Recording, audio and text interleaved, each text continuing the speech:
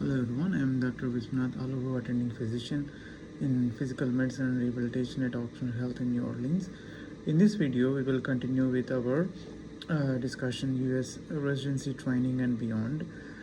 I wanted to talk a little bit about on-call responsibilities.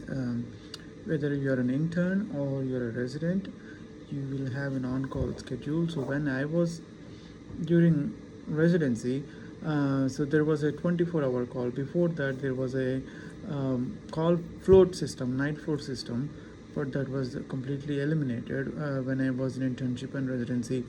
So I went through a 24-hour call system. What that means is you come in the morning, you get the sign out, and then you do all your day stuff, and then in the evening, so you stay. If you're on call, you get the sign out from other services. You continue overnight until next day morning. So you sign out again to the residents in the morning, and then once you finish your work, floor work, you're allowed to go home, like before noon, and then you can get dressed. So that's how the 24-hour call system works. It was pretty good because in that way there's like continuity of care, and there was no like breaks, and I also liked it.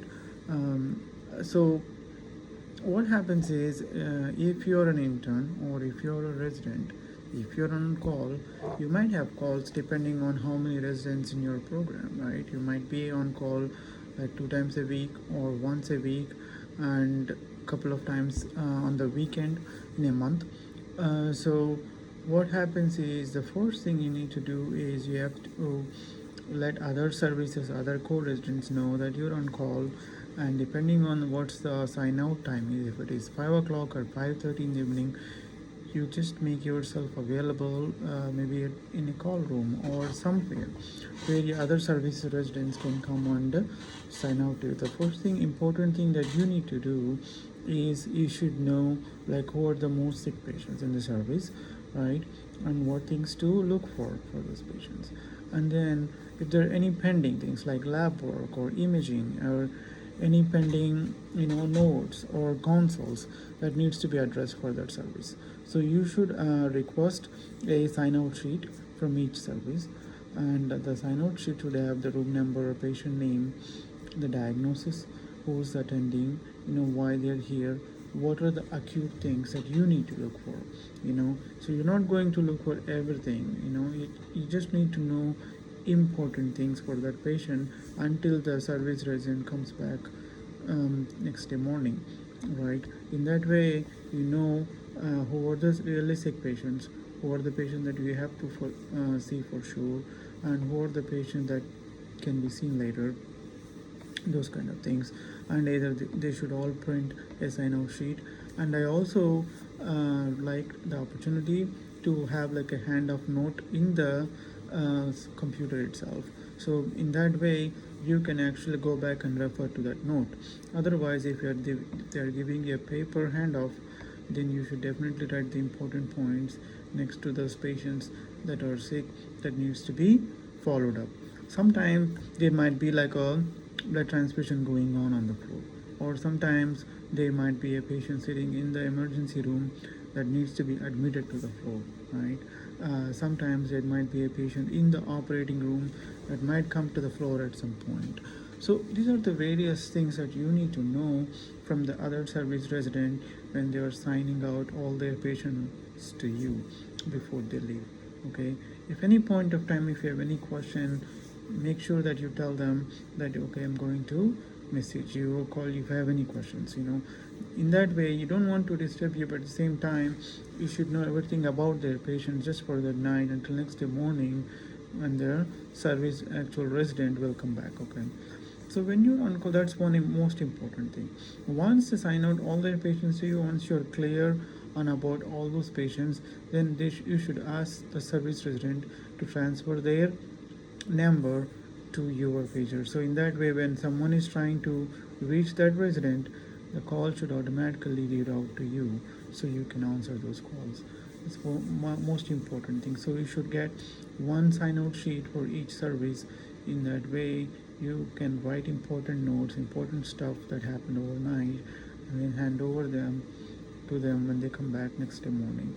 The next important thing is, as an on-call resident, you might be getting several calls, messages, and pages throughout the night.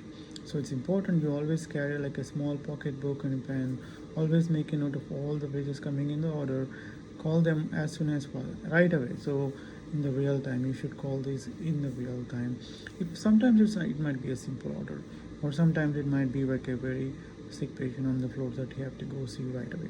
First thing you have to ask is, who is the patient, what's the room number, which floor. You need to know like where the patient is and what's going on, whether the patient is alert oriented, although vital stable, is something, should I come see the patient right away, or is just an order, or is something.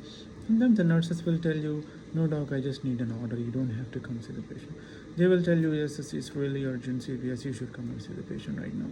Okay, so that's why you need to ask these very important questions when they call you. So I recommend you call in real time, but it gets too busy, just make a note so you can call them back when you're free, and try to put in the orders in real time, because otherwise you'll forget. Otherwise make a note like what needs to be done, so you can go back to the computer and then do it when you get a chance. That's one thing. The most important other thing is, if you're like a surgery or another medicine resident, you might get called from the emergency room for new patients coming into the emergency department. They need to know what's the plan for this patient, whether the patient needs to be admitted. So if you're whenever the surgery intern, I used to sit in the charting room in the emergency department entire night, because there were too many calls. I was unable to go back to the floor and then come back to the emergency room. So I just sit there, see all the consoles, and then talk to the senior resident, talk to the attending, do my consult note, make sure that any patient. The first thing, if you're a surgery intern or resident, the first thing question is whether the patient needs to go to a surgery or not. Right? Is it a surgical case or a non-surgical case? That's the most important thing. And try to get to this console sitting in the emergency as soon as possible, because the emergency physician are waiting for your recommendations to go to the next step. Unless until they get your recommendations, they can't really do anything with the patient. So it's important that you see the patient on time, communicate with your senior resident or with the on-call physician, and then communicate with the emergency room physician, so it can be taken care of. That's one thing. Another important thing is, you might be getting some direct admissions, from some other department or some other outside hospital. So as I was as a PMNR resident, we used to get at least like 6 to 7 admissions after like 5 o'clock. So it's an on-call resident to admit all these patients. So when you're getting so many admissions, you need to know first who are those admissions who are coming, right? You need to get a list of all those names and where are they coming from, what are the pickup times, what are the admission times, and if you already have the patient information, for example, if they're coming from within the hospital system, you can actually look through the patient's charts to get an idea about who are these patients, where are they coming from, why they are here, and you can actually prepare their admission orders, and then you save those orders until they come to your floor. You can also start working on their admission notes and then save some notes. In that way, you are like managing your time. You're not waiting until the patient shows up. Sometimes if you have several patients, they might all show up at the same time, then it becomes really chaotic. So you should prepare the orders, prepare the notes, everything, keep them ready. When they come in, you go see the patient, evaluate the patient, and then fill in those boxes, and then sign the document. Same thing with the orders. Once you have like a general order set already put in the computer, and once they come in, you can reconcile medication, make changes, add or delete, edit orders, and then finalize the order list. In that way, you are saving time, because as an on-call person, if you're seeing any new consults, you're admitting patients, then you have to write all those notes on time. It becomes very difficult if you're not on time, if you're not at the same time, you have to deal with all these calls coming from the floor. So you have to really manage your time. There's no way you can go to sleep. Sometimes you can't sleep in the night because it's non-stop with the calls, admissions, and consults. It's really non-stop. That's why you have to, once you sign out to the morning resident, and then so You still have to do your rounds, go to the morning report. The morning report is mainly about overnight consults, overnight admissions, any acute things on the floor, because you're the person who's taking care of the entire floor, all the services. You have to be there for the morning report, so everyone on the team will be on the same page with you. You can update all the things happen overnight, and once that morning report is over, once you sign out all the patients to all the services, then you can get the permission to go home. Sometimes you might have to finish some of your floor work and then sign out your patients with the senior resident and before you go home.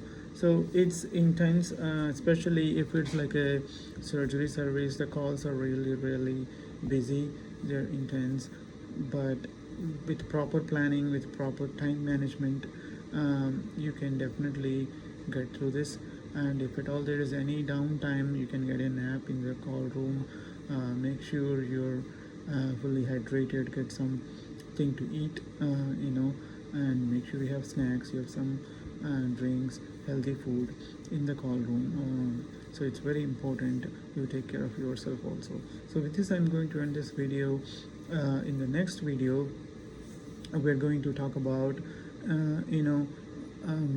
residency, relationship with your co-residents and physicians, nurses and staff. I hope you all like these videos. I will see you in the next video. Thank you.